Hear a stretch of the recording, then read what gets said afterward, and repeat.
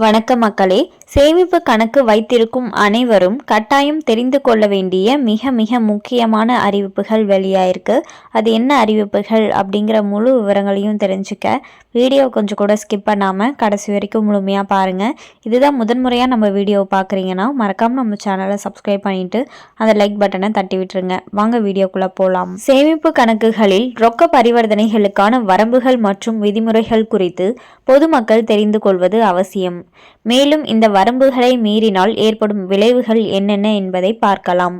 சேமிப்பு கணக்கில் பணத்தை வைத்திருப்பதற்கான வரம்புகள் அல்லது ஒரு நாளில் அனுமதிக்கப்பட்ட பண பரிவர்த்தனைகள் எவ்வளவு என்று நீங்கள் எப்போதாவது யோசித்திருக்கிறீர்களா? வரி விதிகளின்படி ஏப்ரல் 1 முதல் மார்ச் 31 வரையிலான ஒரு நிதியாண்டில் சேமிப்பு கணக்கில் மொத்த ரொக்க வைப்பு அல்லது திரும்ப பெறுதல் ரூபாய் 10 லட்சத்திற்கு மிகாமல் இருக்க வேண்டும். கூடுதலாக வருமான வரி சட்டத்தின் பிரிவு 269 ST ஒரு நபரை கட்டுப்படுத்துகிறது. ஒரே நாளில் ஒரு பரிவர்த்தனை அல்லது ஒரே நிகழ்வின் பல பரிவர்த்தனைகளில் மற்றொரு நபரிடமிருந்து ரூபாய் 2 லட்சம் அல்லது அதற்கு மேற்பட்ட பணத்தை பெறுவது இந்த வரம்பை மீறினால் ஆய்வு மற்றும் அபராதம் விதிக்கப்படும். ஒரு நிதியாண்டில் உங்கள் சேமிப்பு கணக்கில் ரொக்க பரிவர்த்தனைகள் ரூபாய் 10 லட்சத்தை தாண்டினால் என்ன நடக்கும்? அத்தகைய எந்த நடவடிக்கையும் அதிக மதிப்புள்ள பரிவர்த்தனையாக தகுதி பெறுகிறது.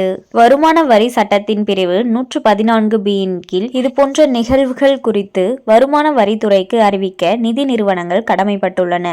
மேலும் ஒரே நாளில் ரூபாய் 50,000ற்கு மேல் ரொக்கமாக டெபாசிட் செய்தால் உங்கள் பான் கார்டை கட்டாயம் சமர்ப்பிக்க வேண்டும். உங்களிடம் பான் இல்லையெனில் படிவம் 60 அல்லது 61ஐ மாற்றாக சமர்ப்பிக்கலாம். அதிக மதிப்புள்ள பரிவர்த்தனைகள் பல கணக்குகளில் பரவி இருந்தாலும் அவற்றை கண்காணித்து வருமான வரித்துறைக்கு வங்கிகள் புகார் அளிக்க வேண்டும். கணக்கு வைத்திருப்பவராக அனைத்து பண பரிவர்த்தனைகளும் முறையானவை மற்றும் ஆவணப்படுத்தப்பட்டவை என்பதை நீங்கள் உறுதி செய்ய வேண்டும்.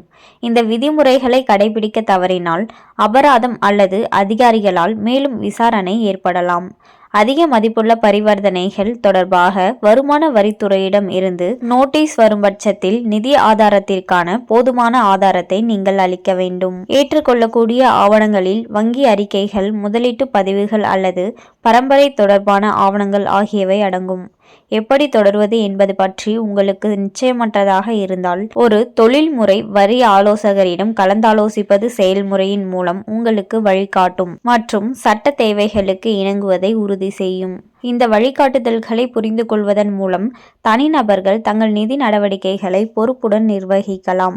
மேலும் நீங்கள் வருமான வரி அதிகாரிகளுடன் தேவையற்ற சட்ட சிக்கல்களை தவிர்க்கலாம். ஸோ பார்த்தீங்கன்னா சேவிங்ஸ் அக்கௌண்ட் வச்சிருக்க அனைவரும் ஒரு வருடத்திற்கு எவ்வளோ பண பரிவர்த்தனைகள் செய்யணும், அது மட்டும் இல்லாமல் அதை மீறினால் என்ன நடக்கும் அப்படிங்கிற முழு விவரங்களையும் பார்த்தோம். அண்ட் மேலும் இது போன்ற அரசாங்கம் சார்ந்த அனைத்து அப்டேட்களையும் உடனுக்குடனே தெரிஞ்சுக்கணும்னு நினச்சிங்கன்னா மறக்காமல் நம்ம சேனலை சப்ஸ்கிரைப் பண்ணி பக்கத்தில் இருக்க பெல் ஐக்கானை கிளிக் பண்ணி அதில் ஆளுங்கிற ஆப்ஷனை செட் பண்ணி வச்சுக்கோங்க. அப்போ தான் நம்ம அப்லோட் பண்ணுற வீடியோ உடனுக்குடனே உங்களுக்கு நோட்டிஃபிகேஷனாக வந்து சேரும். அது மட்டும் இல்லாமல் அந்த லைக் பட்டனை தட்டி விட்டுருங்க. தேங்க்ஸ் ஃபார் வாட்சிங்.